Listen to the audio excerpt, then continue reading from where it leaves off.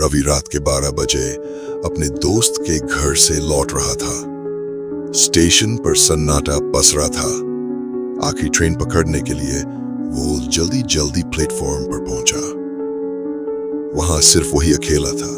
कुछ देर बाद ट्रेन आई, लेकिन अजीब बात यह थी कि ट्रेन में कोई यात्री नहीं था, कंडक्टर भी नहीं।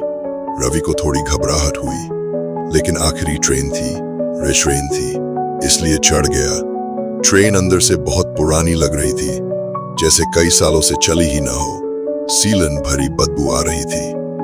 वो एक कोने में बैठ गया। ट्रेन चल पड़िया, लेकिन खिड़की से बाहर कुछ भी नहीं दिख रहा था। न स्टेशन, न रास्ते, बस अंधेरा ही अंधेरा। कुछ देर बाद रवि को सामने की सीट पर एक आदमी बैठा दिखा। उसका चेहरा झुका हुआ था। रवि ने हल्की आवाज में पूछा, भाई साहब, ये ट्रेन कहाँ जा रही है? वो आदमी चुप रहा। रवि को अजीब लगा।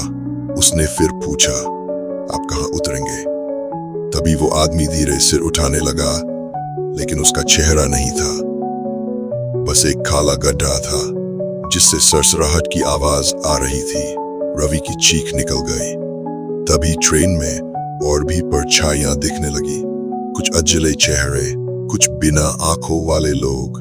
कोई दीवार में समाया हुआ, कोई छत से उल्टा लटका।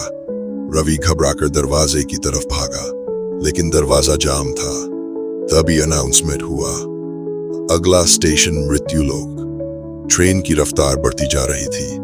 खिड़की से बाहर झांका तो देखा पटरियां नहीं थी।